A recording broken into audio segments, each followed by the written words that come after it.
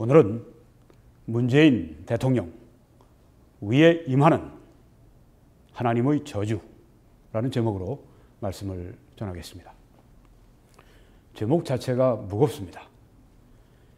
그래서 이런 설교를 할 때는 제가 밤잠을 제대로 자지를 못합니다. 이런 설교는 그렇게 쉽게 하는 것이 아닙니다. 그렇지만 이 시점에 꼭 필요한 설교이기 때문에 하나님께서 제게 이 말씀을 전하도록 그렇게 책무를 맡기셨다고 생각합니다. 아마 지금 이 말씀을 듣는 분들 가운데 문재인 대통령의 열렬한 지지자들이 있을 겁니다. 문재인 대통령을 매우 사랑하는 분들이 있을 겁니다. 잘 들어오셨습니다.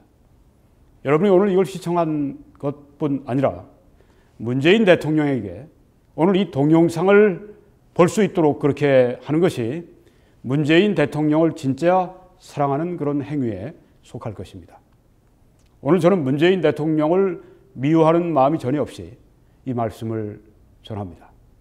문재인 대통령을 위한 그런 말씀이 될 수 있고, 그래서 꼭 문재인 대통령 지지자가 이 말씀을 듣는다면 여러분만 듣지 말고 꼭 문재인 대통령이 이 동영상을 시청할 수 있도록 그렇게 꼭 전달할 수 있기를 바랍니다.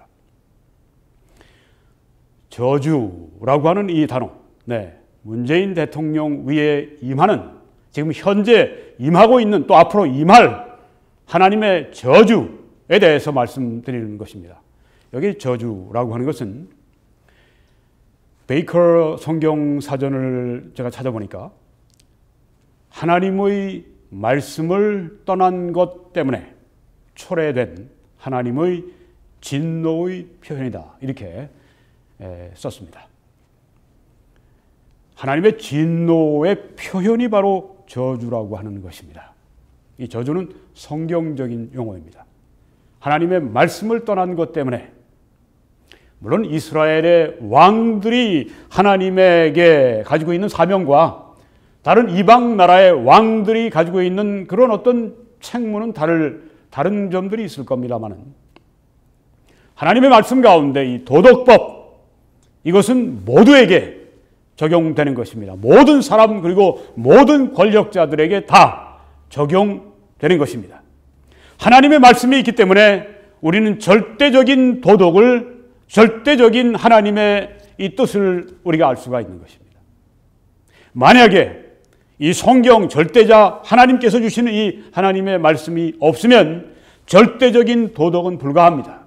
인간이 만든 모든 것들은 상대적인 인간들이 만든 것이기 때문에 상대적이고, 하나님의 말씀이 하시는 이 말씀은 절대적인 도덕입니다. 그래서 오늘 여기 저주라고 할 때, 하나님 말씀을 떠났다고 할 때, 그것은 하나님 말씀의 도덕적인 그런 법을 떠났을 때, 그렇게 제가 말씀을 드리는 것입니다. 신명기 28장에 보면 네가 만일 네 하나님 여호와의 말씀을 순종하지 아니하여 내가 오늘 네게 명령하는 그 모든 명령과 규례를 지켜 행하지 아니하면 이 모든 저주가 네게 임하며 네게 이를 것이라고 이렇게 말씀을 했습니다. 이 저주라고 하는 단어는 성경에 나오는 성경적인 단어이고, 이것은 하나님께서 세상을 주관하시는데 사용하시는 무서운 채찍 가운데 하나입니다. 모든 저주가 네게 임할 것이라고 말씀했는데, 이것은 모든 인류 모두에게 보편적인 것이고 권력자들에겐 특별히 더 채찍이 무섭습니다. 왜? 그들의 책임이 크기 때문에, 그들이 잘못할 때 더 많은 나쁜 일들이 일어나기 때문에 하나님께서 그 권력자들의 그 나중에 평가하실 때 그 저주가 아주 무서운 것입니다. 제가 한 가지 예를 들어드리겠습니다. 성경의 열왕기상 15장 28절에서 30절까지 보게 되면, 유다의 아사 왕 셋째 해 바사가 나답을 죽이고 대신하여 왕이 되고, 지금 이때는 솔로몬 사후에 남유다 그리고 북이스라엘, 북쪽은 10지파가, 남쪽은 2지파가 이렇게 따로 나라를 형성하게 되었습니다. 북왕국 이스라엘, 남왕국 유다. 이 유다, 남왕국 유다의 아사 왕 세 번째 해 바사가 나답은 북왕국 이스라엘의 2대 왕입니다. 근데 바사라고 하는 신복이 자기 군주인 나답을 쳐 죽이고 대신하여 왕이 된 후에 왕이 될 때 여로보암의 온 집을 쳤다고 했습니다. 이 여로보암은 누구냐면 조금 전에 본 이 나답의 아버지 여로보암입니다. 이 여로보암 아들이 바로 이 나답입니다. 그러니까 여로보암은 1대 왕입니다. 북왕국 이스라엘의 1대 왕 솔로몬 사후에 르호보암은 유대의 첫째 왕이었고 그는 솔로몬의 아들이었고 이 여로보암은 이 북왕국 이스라엘의 첫 왕이 되었습니다. 그런데 이 바사가 여로보암의 아들을 죽이고 왕이 되면서 이 아버지인 여로보암의 온 집을 쳤다고 했습니다. 그래서 생명 있는 자를 한 사람도 남기지 아니하고 다 멸하였는데, 네, 여로보암의 집안이 완전히 멸문이 된 것입니다. 이것은 여호와께서 그의 종 실로 사람 아히야 선지자를 통하여 하신 말씀과 같이 되었으니 하나님의 뜻이었다고 하는 것입니다. 아니 어떻게 여로보암의 온 집안이 다 아주 그냥 이렇게 멸망을 해버리고 말았습니까?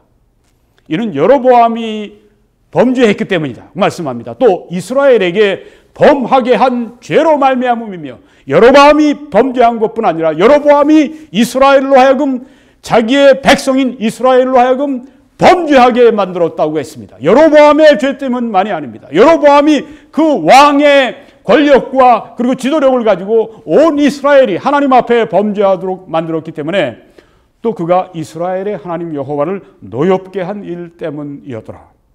여로보암 본래 성경에 보니까 큰 용사라고 했습니다. 그는 또 아주 부지런한 사람이라고 했습니다. 그래서 솔로몬이 그를 그 신하로 삼았는데 솔로몬에게 모반하고 이제 솔로몬이 죽이려고 하니까 애굽으로 도망갔다가 다시 온 사람입니다. 꽤 아주 그 잘난 사람이에요. 인간적으로 볼 때. 그런데 여기에 그 자손들이 몽땅 다 아주 그냥 여로보암의 집안이 멸망을 해버렸습니다. 그 이유는 하나님 앞에 그가 범죄했기 때문입니다. 여러분 보십시오. 여기 지금 이 권력자가 잘못해서 나라를 잘못 이끌어서 하나님 앞에 범죄하게 했을 때 어떤 결과가 왔는지를 보십시오. 문재인 대통령에게 어떤 하나님의 심판이 이를지 어떤 저주가 이를지 저는 그 종류는 모릅니다. 그렇지만 여기에서 우리는 한 예를 볼 수가 있습니다. 이건 뭐 자기 개인적인 것뿐 아니라 그의 그 나라에 대한 모든 잘못한 그 결과에 대해서 하나님께서 여로보암에게 물으시는데 여로보암은 22년 동안 그래도 정치를 했어요. 근데 그 아들, 여기 이 나답, 아들은 2년밖에 정치를 못하고 바하사에 의해서 죽임당하고 여로보암의 모든 자손들이 다 죽임을 당했습니다. 아주 비참한 그런 그 최후를 맞았는데 무서운 저주이죠. 그거 성경에 있는, 물론 성경에 있으니까 이게 무서운 것입니다.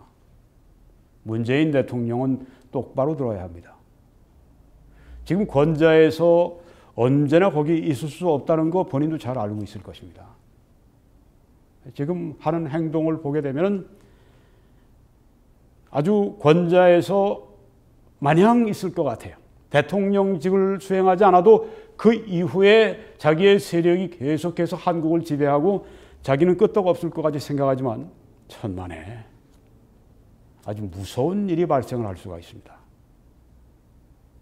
오늘 거기에 대해서 말씀을 드리려고 하는 것입니다. 이 권력자의 죄에 대해서 하나님이 심판하실 때 무섭습니다. 왜 후손들이 여로보암의 후손들이 그렇게 여로보암 때문에 그렇게 죽었나 뭐 가계의 저주가 흐르나 그런 거 아닙니다. 네. 여로보암의 후손들이 죄도 없는데 여로보암 아버지 할아버지의 죄 때문에 책임을 지고 죽었다. 그건 성경적이 아닙니다. 성경은 자기 죄로 말미암아 자기 죄에 대한 개인적인 책임을 지고 그리고 하나님 앞에 벌을 받게 되어 있습니다. 왜 그렇습니까? 여로보암의 죄의 결과죠. 네. 그렇습니다. 이처럼 죄의 결과는 아주 무서운 결과를 후손에게 끼칠 수가 있다고 하는 것입니다. 문재인 대통령 자녀를 사랑합니까? 후손을 사랑합니까? 정신 바짝 차려야 됩니다.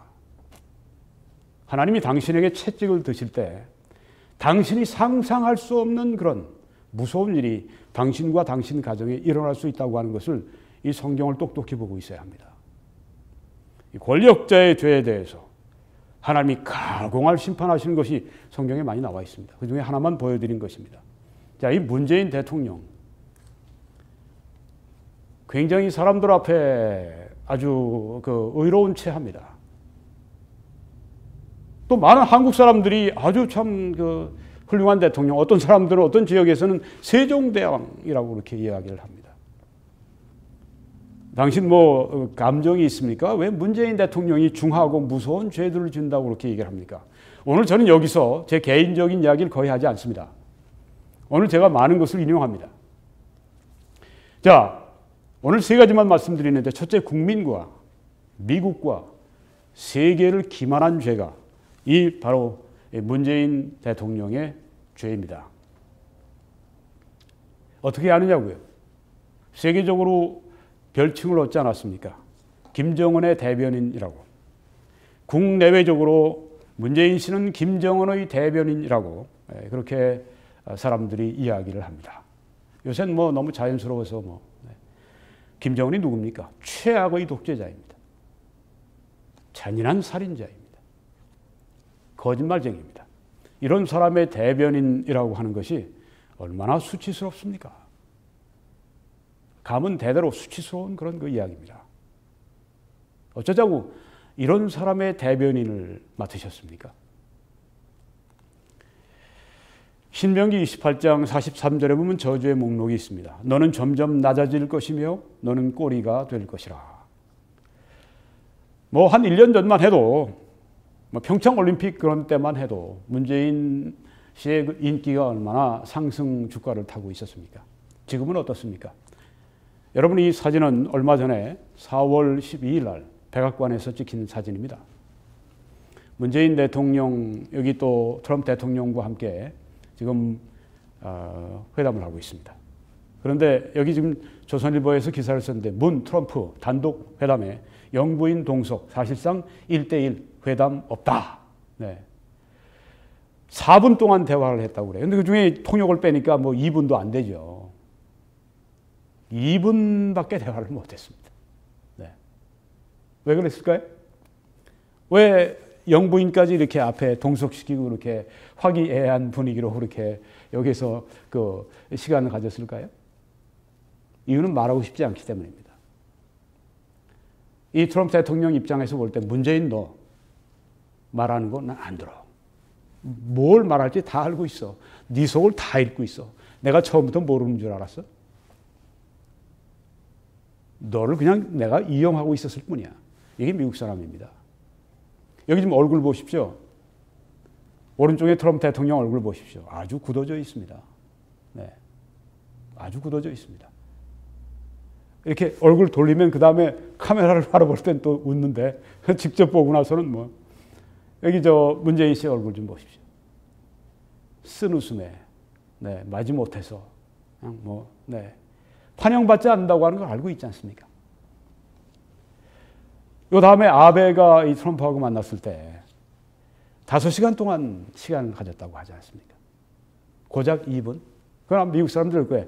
2분 준 것도 고맙게 생각해. 그럴 겁니다.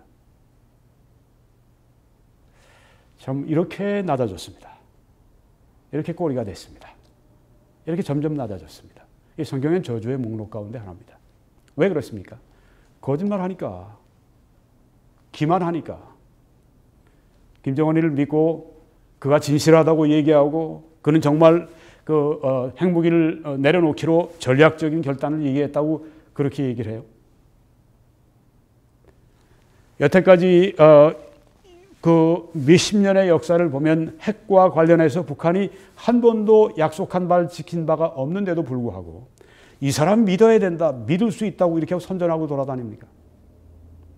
이게 정말 현명한 사람의 그런 처세가 되겠습니까?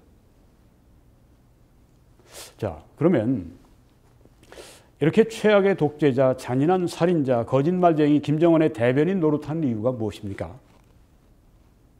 이 양상훈 칼럼, 이 조선일보의 그 주필이 문재인 정권의 진짜 목적, 왜 이렇게 대변인 노릇하고 왜 이렇게 북핵 가지고 이렇게 계속해서 이벤트를 만들고 이러는가, 이런 이야기를 이렇게 적었습니다. 문정부의 지지율은 김정은 이벤트와 기계적으로 연동돼 움직인다.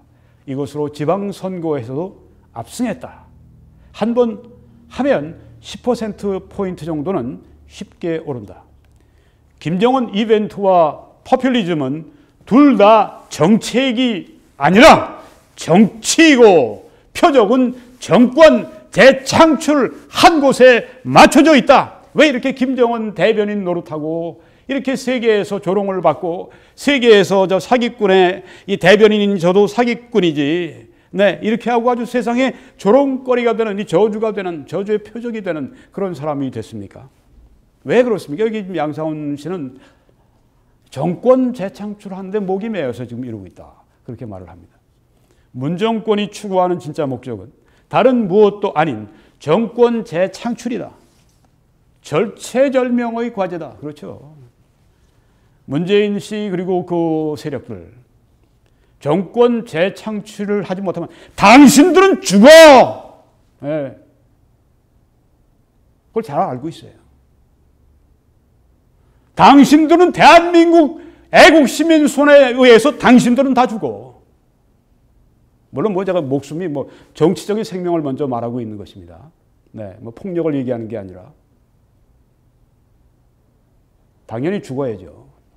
나라를 이렇게 파괴해 먹고 그동안 피땀 흘려서 싸운 이 모든 것들을 그냥 돈 한 푼 제대로 벌어보지 않고 사업 한 번 제대로 해보지 않고 월급 생활 제대로 한번 해보지도 못한 사람들이 몽땅 다 파헤쳐 먹고 있는 이 모양인데 죽어야 마땅하죠. 정권 재창출을 하지 않으면 당신들은 진짜 죽습니다. 이게 절체절명의 과제예요, 이 사람들에게. 그러니까 양상훈 씨가 계속하는 말이 가짜 비핵화에도 눈 감는 김정은 이벤트. 네, 자기들도 알아요. 저거 김정은이 속이고 있지. 그런데도 불구하고 김정은 이벤트 띄우고 김정은 뭐 믿을 수 있다. 송영무 같은 그런 이 가짜 군인. 네, 진짜 가짜 군인이죠. 싱가포르에서 그 외무장관들, 그 국방장관들 모였을 때 일본 어떤 외무장관인가가 일어나서 우리 김정은을 믿을 수 없는 건 과거 역사를 보면 그렇다. 그러니까 일어나서 화를 냈다고 그러죠. 아니 믿지 않으면 어떻게 대화가 되느냐고 말이죠. 똑같은 이야기입니다. 가짜인 줄 알면서도 김정은 이벤트가 이렇게 하는데 한국을 얼마나 멍들게 할 것인지가 진짜 걱정이다. 그리고 이제 또 비핵화 정체는 북미 합작 한국민 속이기, 이런 글을 또 썼는데 양상훈 씨 정신 차리세요. 뭐 보수 주필, 보수 칼럼, 어떻게 한북미가 됩니까? 한미북이 돼야죠. 어떻게 동맹과 적을 분간을 못해요? 이러니까 욕을 먹는 겁니다. 한북미? 여하간에. 네. 여기서 또 바른 이야기를 하니까 제가 또 좀 소개합니다. 현 정권 인사들도 합의에 의한 북핵 폐기는 불가능하다는 사실을 안다고 한다. 안다는 거예요. 박지원이도 알고, 이낙연이도 알고, 임종석이도 알고, 뭐 문재인이도 알고 다 알아요. 합의에 의해서 북핵 폐기는 불가능하다는 것을 자기들도 안다고 하는 겁니다. 비핵화는 겉으로 하는 말일 뿐이고 쇼하는 거죠. ICBM 폐기 등으로 미국을 달래주고 제재 완화로 북을 달래면서 협상을 길게 이어가는 것이 실질적인 목표라고 한다. 네. 북쪽은 북쪽대로 사기쳐먹고 미국은 미국대로 이해관계가 있는 것이고 한국은 한국대로 여기 문재인 정권 이 사람들은 협상을 길게 끌게 해서 이 김정은 이벤트를 이용해서 표를 얻고 그다음에 인기를 끌어올리고 그렇게 해서 정권 재창출하고 이거 가지고 놀고 있다고 하는 것이죠. 이게 양상훈 씨의 말입니다. 뭐 제 얘기 아니라 양상훈 씨의 말이 그렇습니다. 자연히 비핵화 성패가 아니라 지지율과 선거에 도움이 되는 남북 이벤트가 관심사다. 말은 절대 안 하겠지만 이들의 진짜 속내는 북핵이 있는 평화다. 그렇게 얘기를 했습니다. 네. 정권 재창출하는 것 때문에 김정은 대변인 노릇도 하고 미국까지 뻔들다게 갔다가 2분만 겨우 그냥 그것도 아주 진짜 점잖게 웃으면서 박대받으면서까지 그냥 거기서 그렇게 거지 동냥하듯이 그렇게 회담하고 돌아오는 것도 하는 이유는 목이 메었으니까. 정권 재창출하자면 우리 끝난다. 그러니까 이 일은 죽어라고 끝날 때까지 계속이 될 겁니다. 그런데 이거 정도가 아닙니다. 이 골든 챙 같은 미국인 시대 아주 당대의 보수 최고의 논평가죠. 이렇게 말했습니다. 사실상 문재인이 김정은의 노선을 채택한 것은 그 대변인이 된 것은 같은 말입니다. 비핵화에 관심이 있어서가 아니다. 문재인 씨 비핵화에 관심이 있습니까? 조금도 없어요. 이 사람들. 그의 주요 목표는 이 김정은의 가족이 김일성의 가족이 오랫동안 제안해왔던 남북 연방제 노선을 따라 두 개의 한국이 통일되는 것이다. 네. 양상훈 씨는 이걸 못 봤는지 얘기를 안 했어요. 정권 재창출만 하려고 한다. 제가 볼 때는 좀 너무 나이브한, 너무 순진한 얘기다 생각이 됩니다. 정권 재창출? 그것도 목표가 있지만 실제로 목표는 이 사람들은 사회주의자들이거든요. 네. 아주 극좌에 속하는 사회주의자들이 문재인입니다. 공산주의라는 말을 들을 만큼 남북 연방제 노선을 따라서 남북 연방제 하려고 지금 이렇게 하는 겁니다. 김정은하고 합작을 하는 것이. 그렇게 해서 이제 결국 통일을 시키려고 하는 게 목표인데 이렇게 보고 있다고 하는 것이죠. 예, 이 문재인 정치의 특징, 거짓말, 잔인한 정치 보복 이렇습니다. 저한테 비판하지 마세요. 이건 제 얘기 아니니까. 네. 양상훈 칼럼에 보면 거짓 대사된 2년 전 문 대통령 취임사가 거짓말이라고 하는 겁니다. 오는 10일은 문재인 대통령 취임 2년이다. 그날 취임사를 다시 읽어봤더니 한마디로 거짓의 형연이다. 네. 취임사가 한마디로 거짓말뿐이에요. 문 대통령은 취임사에서 감히 약속드린다 이렇게 말을 했습니다. 2017년 5월 10일은 자기가 취임하는 날, 진정한 국민 통합이 시작된 날로 역사에 기록될 것이라 그렇게 얘기했습니다. 진정한 국민 통합의 역사에 기록될 이런 날이 시작이 됐다. 네. 얼마나 거짓됩니까? 오늘부터 저를 지지하지 않았던 분도 진심으로 우리 국민으로 섬기겠다. 그런데 그 후 일을 보면 얼굴이 화끈거릴 정도다. 취임하자마자 시작된 적폐 청산으로 사회 곳곳에서 인민재판과 같은 행태가 벌어졌고 수사받은 전 정권 인사만 110명이 넘는다. 징역형 합계가 130년을 넘겼다. 4명이 자살했고 1명은 모든 국가기관의 공격을 받던 중에 유명을 달리했다. 조양호 회장을 말하는 것이죠. 2017년 5월 10일 이 문재인 씨가 대통령으로 취임하던 남측 대통령으로 취임하던 그날 조선시대 사화에 버금가는 잔인한 정치 보복이 대거 시작된 날로 기록될 것이다. 이 거짓말, 취임사 전체가 완전히 다 거짓말. 여기에 대한 글을 제가 다 시간이 없어서 옮기지 못하지만은, 거짓말한 것들 다 거짓말이라는 겁니다. 취임사 자체가 다 거짓말로 드러났다. 거짓말 그리고 또 이 정치 보복. 여기에 사람들이 4명이나 자살하고 그중에 아주 정말 클린한 애국자 이재수 장군 같은 그런 분도 여기에 들어있고요. 충신들이 죽습니다. 악인들이 권력을 잡으면. 가장 잔인한 정치 보복은 이 박근혜 대통령의 그 불법적인 재판 그리고 구속입니다. 의사 한 분이 최대집이라는 이름을 가진 분이 전국의사협회 회장입니다. 지금도요. 이렇게 말했습니다. 박근혜 대통령의 현 재판은 임상적인 관점에서 의사로 볼 때 임상적인 관점에서 법관에 의한 사실상의 미필적 고의에 의한 살인 행위이며 환자에 대한 잔악한 고문이다. 그러면서 의사로서 왜 그런지 박 대통령이 가지고 있는 그 병에 대해서 말하면서 이 입장을 밝혔습니다. 살인 행위이고 고문 행위이다. 여러분, 이 박근혜 대통령이 지금 연세가 60 아마 7, 8 이렇게 되실 겁니다. 곧 70이 되는 분인데 몸에 병이 굉장히 많아요. 이번에도 형 집행정지를 신청하면서 살이 에이고 불에 댄 것 같은 그런 고통을 얘기하면서 했는데도 조금도 긍휼을 베풀려고 하지 않았습니다. 이건 대단히 문재인 씨 자신에게도 커다란 손실입니다. 왜? 박근혜 대통령에게 한 이상으로 반드시 받을 것이기 때문에 그렇습니다. 밤잠을 제대로 못 자시는 게 정상이에요. 네. 이렇게 하면서 힘이 없죠. 이젠 권력도 없죠. 돈도 없습니다. 약한 전직 대통령, 여성 대통령을 탄핵시킨 것도 부족해서, 재판에서 죄를 준 것도 부족해서 계속해서 재판하면서 구속을 하고 있습니다. 가장 잔인한 정치 보복입니다.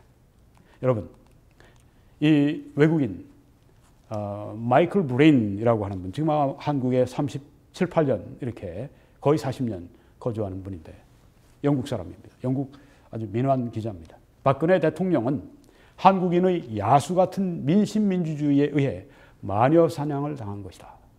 촛불 민주주의, 촛불 혁명, 이분은 이것을 야수 혁명이라고 이렇게 부르는 것입니다. 마녀 사냥 혁명이라고 부르는 것입니다. 뭐 저한테 비판하지 마세요. 이분이 한 얘기를 제가 옮기는 거니까. 이분이 나는 박 전 대통령이 뭘 잘못했는지 모르겠다. 이거 1월 달에 뭐 몇 달 전에 나온 글입니다.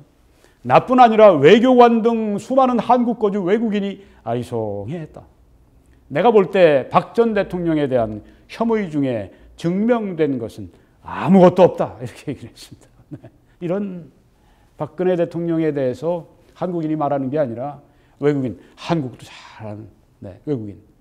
이분뿐이겠습니까? 여기 보니까 외교관들도 그렇고 뭐 한국에 있는 수많은 외국인들이 다 송이하고 있다고 하는 얘기입니다. 하나도 박 대통령이 무슨 국정 농단이니 무슨 등등 아무것도 증명된 것이 없다. 이분이 어리석은 사람입니까? 촌부입니까? 아니잖아요. 앞으로 다 드러납니다. 지금 우리 박 대통령의 억울함 때문에 같은 억울함을 가지고 지금 피토한 심정으로 외치는 분들이 많이 있는데요. 네. 계속 그렇게 해야죠. 잘하는 것입니다. 네. 대한애국당 같은 데서 그렇게 박근혜 대통령을 변호하고 그렇게 디펜더하고 옹호하고 잘하는 것입니다. 그런데요. 이게 시간이 걸립니다.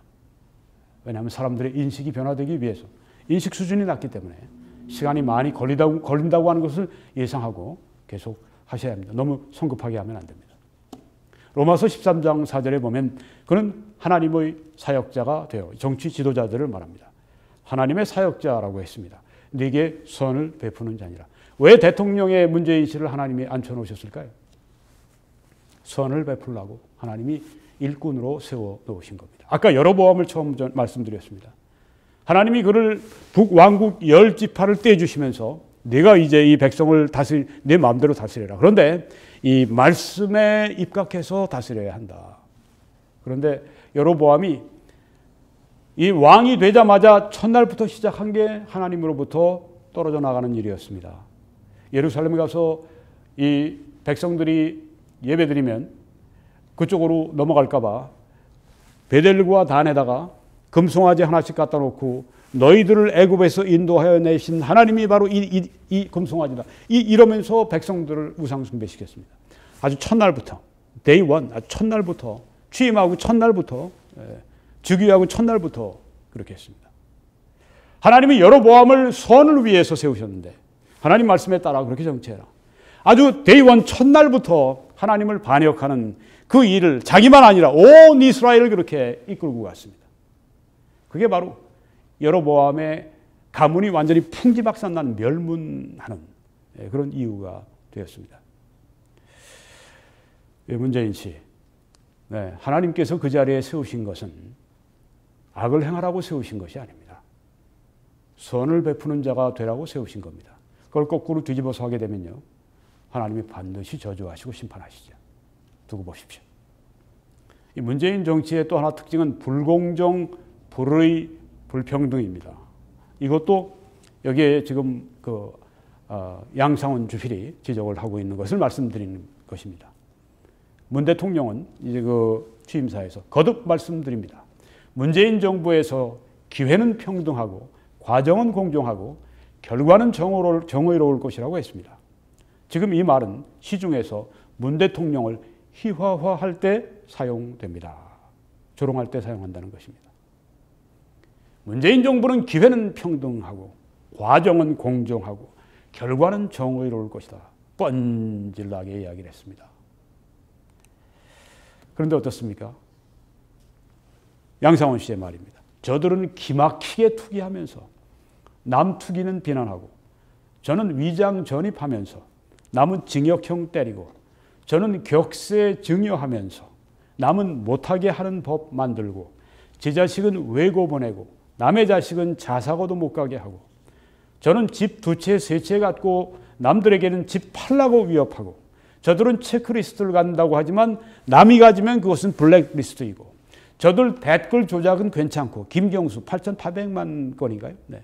괜찮고 남이 하는 건 불법이고 저들은 피감기관 돈으로 세금 가지고 국민 세금 가지고 해외에 가면서 남은 12,700원 법인카드 사용을 문제 삼아 쫓아내고 이게 바로 문재인 정부의 문재인 씨가 책임지는 그 정부의 지금 실상이라고 하는 것입니다. 뭐 성경에서 우리는 여러 죄에 대해서 보지만은 제가 보니까 그 논설위원들 논설에 아주 그냥 죄가 그냥 속속속 다 적혀 있는 것을 제가 보았습니다. 대통령은 반일하고 문재인 대통령은 반일하고 문재인 대통령의 딸은 일본 극우단체 설립대학을 졸업했다. 일본 극우단체 설립한 그 대학을 졸업했다. 그 학교 그 교관은 정한론, 이 한국을 정벌하자, 한국을 정복하자. 네. 네, 이런 그 창시자, 정한론 창시자, 도요토미 히데요시 같은 사람. 네. 그런 사람을 본받지 않은 가사로 시작한다. 그 학교 교과가. 참 이런 위선이 어디 있습니까? 문재인 씨. 대통령 딸의 해외 이주와 지금 어디 동남아시아에 가 있죠. 그에 따른 국민 세금 지출의 이유는 지금까지 설명하지 않고 있다. 이러면서 공정과 정의를 약속했다. 회칠한 무덤들. 네. 예수님은 이런 바리새인 같은 위선적인 사람들, 이 독사의 자식들이라고 그렇게 너희는 악하다고 그렇게 말씀하지 않았습니까? 잠언 16장 12절에 보니까 악을 행하는 것은 왕들이 미워할 바니 이는 그 보좌가 공의로 말미암아 굳게 서미니라. 문재인 씨의 지금 이 대통령 자리가 크게 흔들리고 있습니다. 왜? 불공정하고 불의하기 때문에 하나님이 그냥 그걸 가만 놔두시지 않을 것입니다. 네. 한국의 보수 우파가 약하다고요. 하나님은 약하지 않으십니다. 하나님이 심판하시고 저주하실 때가 되면 그건 무섭습니다. 두 번째는 문재인 씨의 중하고 무거운 죄는, 무서운 죄는 국가와 국민을 위태롭게 하고 불안하게 만든 죄입니다. 이 문재인 씨가 삼불은 상식적이다. 수용할 수 있는 거야. 미국도 오해할 여지가 전혀 없다니까. 이렇게 이야기를 했습니다. 삼불은 이제 사드 배치 더 이상 못한다. 또 미국의 미사일 동맹 체제에 우린 참여 안 한다. 또 한미일 동맹 우리 참여 안 한다. 다 미국이 제안한 거 다 거부했죠. 네. 이게 상식적이라고 이야기를 합니다. 네. 미국 사람들 화를 많이 냅니다. 겉으로 말을 잘 안 하는 것 같지만 네. 우리보다 중국을 더 중시했고 고든첸 같은 분은 우리 그 미군 주둔해 한국에 있는 그 미군들을 우리가 방어해야 되는데 그것도 못하게 만들었고, 이렇게 불만을 표출을 하죠. 미국이 오해할 여지가 없다고요. 그 당시에 이 맥마스터 중장, 안보보좌관이었죠. 미 대통령의 안보보좌관은 한국이 이 세 가지 영역에서, 이 삼불 영역에서 주권을 포기할 것인지에 대해 회의적이다. 뭐라고요? 미국이 오해할 여지가 없다고요? 그런데 미국의 최고의 당국자 한 사람이 이건 주권을 포기하는 행위다. 그렇게 하겠냐? 그렇게 했죠. 네. 얼마 전에 9.19 군사 합의가 있었는데 이 데이빗 맥스웰은 아주 미국의 군사 전문가입니다. 대령으로 예편한 분이고 특수부대 오랫동안 그렇게 지휘관을 했고 또 한국에도 여러 번 와서 복무했습니다. 이분이 지금 학자가 됐는데 이렇게 이야기를 합니다. 9.19에 대해서. 전쟁 위협은 9월 19일에 있었던 평양협정 및 군사 영역에 관한 역사적인 판문점 선언의 이행에 관한 협정에도 불구하고 계속되고 있다. 여전히 표면적으로는 그 절차가 휴전협정 절차를 대체하는 것처럼 보이지만 실제로는 강력한 비대칭 대체 정전 협정이라고 할 수 있다. 그것은 강력하다. 왜냐하면 정전 협정보다 훨씬 더 많은 대량의 실체 및 절차상의 실체가 있기 때문이다. 그것은 비대칭적인 것으로 한국의 방어 능력은 감소시키지만 9.19 군사합의 말하는 것입니다. 북쪽의 공격 능력은 감소시키지 못한다. 이게 바로 미국의 군사 전문가가 9.19 군사합의서에 대해서 평가하는 것입니다. 우리의 방어 능력은 감소하고 북쪽의 공격 능력은 감소하지 않고 비행금지 구역은 한국 및 미국의 감시 기능을 감소시킨다. 여러분 여기에 보시게 되면은 지금 이 비행금지 구역이 확대된 걸 볼 수가 있습니다.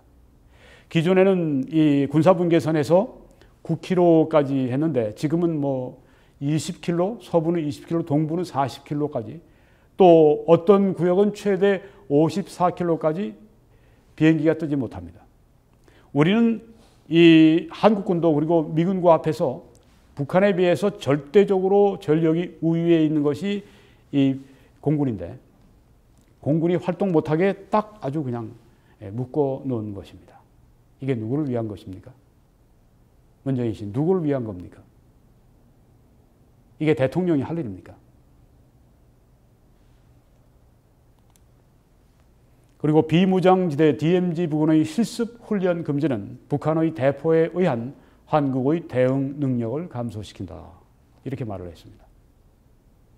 지금 한국 교인들 가운데 여기 듣는 분들이 있습니까?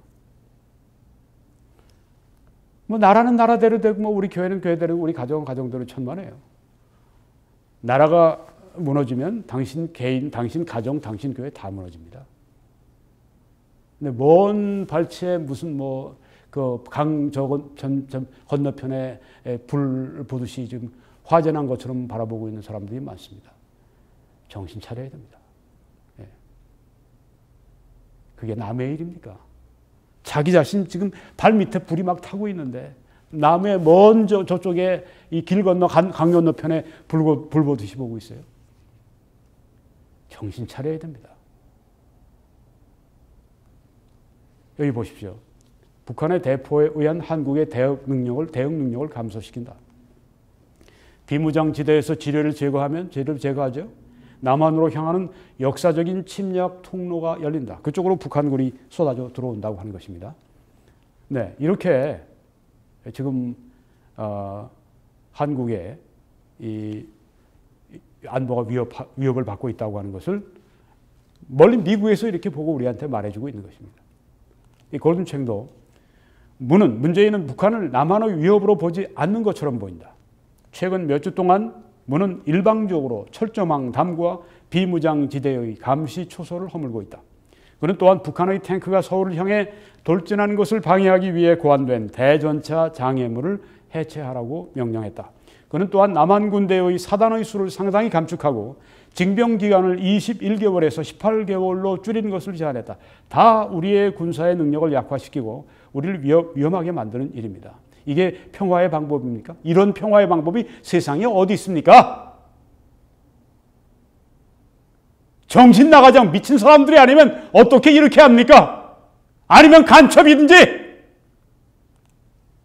그리고 분석가들은 지난주에 도달한 군사협정에 관해 우려를 표한다.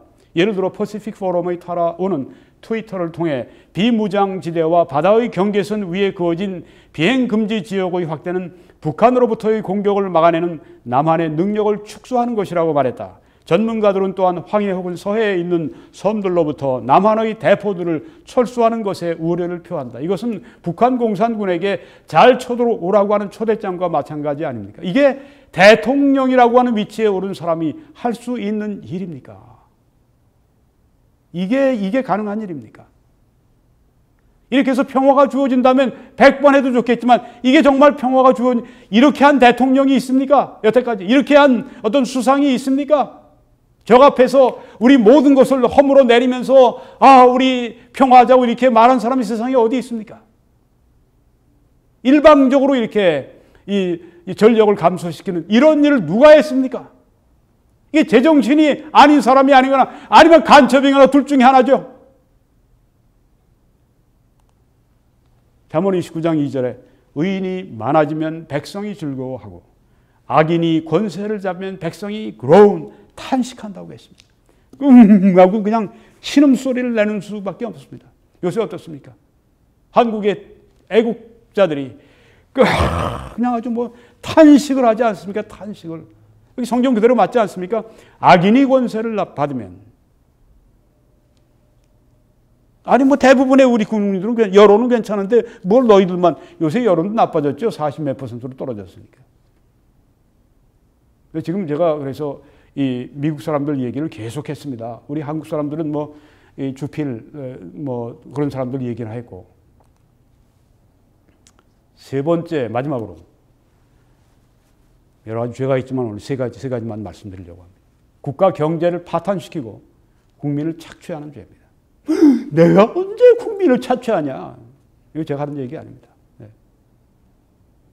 이 조선일보 뜨뜻미지근한 그런 우파에서 지금 하는 이야기입니다. 그래도 이분들이 이 정도라도 얘기를 해요. 네. 여기 박중훈 논설위원이죠. 김의겸 얼마 전에 사임한 청와대 대변인입니다. 김의겸 건물은 무너진 자영업의 폐허였다. 피눈물 나는 이야기입니다. 김의겸이가 대출을 어떻게 해가지고 청와대 대변인 명의로 해서 돈을 받았겠죠. 급히 그냥 돈을 해가지고선 어떤 매물에 나온 뭘 샀습니다. 25억에 샀습니다. 그런데 그건 39년 동안 어떤 이 건물주가 소유하고 있다가 너무 모든 게 거기 있는 건물에 있던 장사하는 사람들이 다 망해서 나가니까 이제는 지탱을 할 수 없으니까 급전을 빌리고 그러다 안 되니까 내놓은 거예요. 그걸 이제 김의겸이가 알고 냄새를 맡고 그걸 사려고 그걸 샀습니다. 사고 나서 일주일 지난 다음에 용산과 이 여의도에 재개발한다고 하는 허가가 떨어졌어요. 그리고 3개월 내에 거기서 사업을 할 수 있는 허가 신청이 나왔습니다. 그래서 몇 달 만에 김의겸이가 25억을 주고 산 그것이 35억, 40억 되는 그런 건물로 바뀌어버렸습니다. 사람들이 안 그러겠습니까? 이 김의겸 나쁜 놈! 이렇게 얘기하지 않겠습니까? 김의겸이가 거기서 10억 혹은 그 이상 돈을 몇 달 동안에 삽시간에 아주 손쉽게 취해먹은 것은 누구한테 뺏은 것입니까? 합법적으로. 그 피눈물을 흘리면서 그 건물을 내놓은 건물주로부터 그 돈을 착취한 것입니다. 김의겸 착취한 것입니다. 이런 사람들을 두고 대변인 두고 이런 사람들을 이렇게 해서 저거 하는 이 문재인. 그냥 겉으로는 아주 그냥 좀 공의롭고 정의롭고 평등하고 말.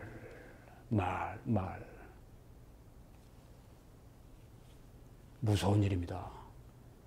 국민의 고혈을 짜먹는 이 정권. 왕의 보좌가 공의로 말미암아 든든히 선다고 했는데 문재인 당신 이 권자는 반드시 심판받게 되어 있습니다. 국민들의 고혈을 짜고 그 위에 머물러 있는 그 보좌, 고혈의 그 보좌, 무섭게 심판받습니다. 여로보암이 심판받은 걸, 저주받은 걸 기억하십시오. 권력자들이, 이 박종훈 논설위원회 말입니다. 권력자들이 자신의 성공 방식과 다른 규칙을 국민에게 들이대고 있다. 자기들은 가진 수단 다 동원해서 축제하고 이익을 챙기면서, 조금 전에 김의겸이 얘기했습니다. 다른 사람에게는 그런 짓 하지 말라고 한다. 참 치사하고 더럽고 악독하고. 네, 김의겸. 보통 사람이 돈 벌고 성공할 기회를 막아놓고 건물을 팔 수밖에 없도록 그렇게 만들어 놓고, 네. 불경기 만들어 놓고, 네. 그 다음에 사는 집만 자기 집으로 하고 다 팔아라, 그런 식으로 하고 말이죠. 그렇게 해서 나온 집들을 그냥 막 대출해서 막 그냥 사고 사재기하고, 보통 사람이 돈 벌고 성공할 기회를 막아놓고 자기들은 온갖 편법과 변칙, 꼼수를 서슴지 않고 있다. 이 정부는 국민에게 부동산 재테크를 하지 말라고 했다. 투기와의 전쟁 운운하며 사는 집 아니면 팔아라, 이렇게 겁을 주었습니다. 한국에 지금 이 부동산 소유하고 있는 사람들 벌벌 떨죠. 뭐 화폐 개혁한다고, 뭐 부동산 뭐 어떻게 뭐 정책을 바꾼다고, 이거 빨리 팔아야 되겠네. 이 자들은 뭐 합니까? 그러면서도 고위 공직자 중엔 다주택자가 넘쳐나고 위장 전입과 갭 투자가 다반사였다. 어떤 장관은 집 5채를 보유 중이고 어떤 장관 후보는 재개발 딱지로 15억 원을 버는 수완을 보여주었다. 이 정부는 학벌주의를 없애겠다고 했다. 그런데 청와대 수석에서 전교조 출신 교육감까지 수많은 공직자가 자녀를 외고 자서고에 넣고 미국에 유학 보냈다. 임종석이 딸도 지금 시카고 대학에서 공부한다 그러죠. 국민들의 눈에서는 피눈물이 지금 흐릅니다. 그 국민들의 눈에서 그 피눈물이 흐르는 거, 당신들 반드시 값을 내야 됩니다. 문재인 씨, 당신 반드시 하나님 앞에서 회개할 때가 옵니다. 지금도 하나님의 저주가 그 위에 있습니다. 벌써 김정은이, 살인자 김정은이, 이 사기꾼 김정은이, 그리고 이 독재자 김정은이 대변인이라고 하는 그 호칭을 달고 다니니까 자기 자식만 엘리트 교육을 받게 하고 남은 못하게 맡겠다는 심보와도 같다. 서민 정당임을 자처하는 여당 의원의 재산액은 평균 38억 원에 달했다. 부의 축적을 죄악시하면서 자기들은 알뜰하게 재산을 모았다. 놀라운 위선이다.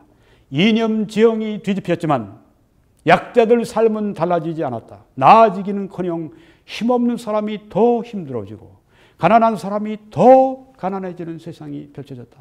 이 사람들 권력 잡으면 산 게 뭡니까? 우리는 힘없는 사람들, 가난한 사람들 챔피언이다 그렇게 했는데 지금은 어떻게 됐습니까? 더 힘들어지고 더 가난해지는 세상을 만들었어요. 이 죄를 너희들이 어떻게 받을 것이냐? 문재인 정부는 국가가 온 국민의 평생을 책임지겠다며 포용국가론을 제시했다. 정부가 세금으로 일자리를 만들고 지갑도 채워주겠다고 약속했다. 포용국가론, 표현은 멋들어지지만 이게 세금 가지고 다 그냥 남이 낸 돈 가지고 다 자기 돈처럼 물수도 쓰면서 그렇게 자기 표를 끄집어들이면서 그렇게 한다고 하는 얘기인데 같이 망하자는 얘기죠. 경쟁에서 이기려 애쓸 필요도, 좋은 학교에 가려 고생할 필요도 없다고 했다. 환상적인 비전이었지만 허님이 드러나는데 오랜 시간이 걸리지 않았다. 일자리는 줄어들고 저소득층 지갑은 더 얇아졌다. 성장 활력이 사라지면서 약자들이 성공할 기회는 더욱 쪼그라들었다. 소득주도 성장이 서민 경제를 박살내고 최저임금 인상이 빈곤층을 실업자로 만들었다. 잘못 설계된 정책 오류의 부작용이 저소득 서민층에게 집중되는 역설이 벌어지고 있다. 정작 권력층과 그 주변은 정권의 허언을 믿지 않았다. 그들은 더 열심히 집 사고 재개발 딱지 사고 자녀에게 엘리트 교육시키는데 몰두했다. 수많은 청년이 공무원 시험의 로또 같은 확률의 청춘을 바치는 동안 권력층 자제들은 명문 학교를 거쳐 좋은 직장에 들어가는 불패의 성공 코스를 밟았다. 무모한 정책으로 자영업자와 영세 상인들을 망하게 해놓고 자기들은 부동산 재테크로 재산을 불려가고 있다. 그러면서 국민에겐 정부만 믿고 있으라고 한다. 약자와 청년들을 영원히 가난의 굴레에 가둬놓겠다는 것이나 다름없다. 이제 기회는 공정하고 결과는 정의로울 것이란 구호는 한낱 우스갯소리가 됐다. 온 국민 상대로 성공의 사다리를 걷어차는 정부가, 이 백성들이 성공하기 위한 사다리를 올라가야 되는데 그것을 걷어차는 그 정부가 정의로울 수는 없다. 그렇지 않습니까? 그런 정부가 어떻게 정의로울 수가 있습니까? 내로남불이나 염치 없다는 말로도 부족하다. 내로남불, 정말 염치 없는, 정말 부족한 그런 표현입니다. 이것은 역사에 죄를 짓는 일이야, 이렇게 얘기를 했습니다. 이 점잖은 이런 논설위원이, 여기 죄라는 말이 나왔네요. 네. 역사에 죄를 짓는 일이다, 그뿐입니까? 이건 국민들에게 죄를 짓는 일입니다. 그리고 하나님께 죄를 짓는 일입니다. 하나님이 책임을 맡겨주셔서 국민들이 잘 살게 만들고, 내가 못 살아도 국민들이 더 잘 살게 만들고, 이렇게 하는 것이 마땅히 위정자에 해야 할 일인데 그 말과 행동이 얼마나 다릅니까? 마태복음 23장에 보면 화 있을진저 외식하는 서기관들과 바리새인들이여 회칠한 무덤과 같다. 겉으로는 하얗게 회를 칠해 아름답지만 그 안에는 죽은 사람의 뼈와 모든 더러운 것이 가득하도다. 문재인 씨, 당신의 그 세력들, 회칠한 무덤 같습니다. 모든 더러운 게 그 안에 있습니다. 이미 제가 쭉 인용을 해서 다 여러분이 보셨습니다. 모든 더러운 게 여기서 다 나옵니다. 이와 같이 너희도 겉으로는 사람에게 옳게 보이되, 겉으로는 옳게 보이되 안으로는 외식과 불법이 가득하도다. 이게 그 당시 바리새인들에게 주신 말씀이지만 지금 이 문재인 또 그를 따른 그 권력층에 있는 모든 사람들에게 해당되는 말입니다. 마태복음 12장에도 독사의 자식들아 너희는 악하니 하고 이 바리새인들에게 말씀하신 그 내용이 여기에 동일하게 적용이 되는 것입니다. 권력자의 죄에 대한 가공할 하나님의 심판 기대하십시오. 꼭 기대하십시오. 반드시 이루어집니다. 왜? 책임을 맡기셨기 때문에 하나님은 반드시 그 책임을 물으십니다. 왕상 13장에 보니까, 열왕기상 13장에 보니까 이 일이 여로보암 집에, 다시 여로보암 집에, 이 말씀 드리고 마치겠습니다. 여로보암 집의 죄가 되어 그 집이 땅에서 끊어져 멸망하게 되니라. 그러므로 내가 여로보암의 집에 재앙을 내려 여로보암에게 속한 산에는 이스라엘 가운데 매인자나 노인자나 다 끊어버리되 거름더미를 쓸어버린 같이 여로보암의 집을 말갛게 쓸어버릴지라. 이렇게 성경이 경고를 했습니다. 여로보암에게 속한 자가 성읍에서 죽은즉 개가 먹고 들에서 죽은즉 공중의 새가 먹으리니 이는 여호와께서 말씀하셨음이라 하셨나니. 여로보암의 경우가 이 문재인 대통령에게 그대로 적용되지 않겠죠. 그렇지만은 어떤 심판이, 어떤 저주가 앞으로 오게 될지 지금은 시작입니다. 문재인 씨, 크게 회개하지 않으면 진짜 무서운 일을 볼 것입니다. 아주 무서운 일이 당신과 당신 가정에 닥치게 될 것입니다. 이 성경에 의해서 보게 될 때. 회개하십시오. 그리고 정말 바른 정치인이 되어야 합니다. 여러분, 이 메시지를 저와 함께 전해주시지 않겠습니까? 기도해 주시고 주위에 알려주시고 재정적인 후원으로 함께 이 방송을 전해 주십시오. 이 웹사이트에 들어오시면 저의 방송 동영상과 그리고 밑에 후원을 클릭하셔서 어떻게 도우실 수 있는지 함께 참여해 주시길 바랍니다. 저는 매주일 오후 2시에 밴쿠버 필그림 교회에서 설교하고 예배를 인도합니다. 여러분들을 초대합니다. 꼭 오셔서 다음 주에 여러분들을 뵐 수 있기를 바랍니다. 하나님의 크신 축복이 우리 한인들에게, 세계 도처의 우리 한국인들에게 함께 하시기를 간절히 기도합니다.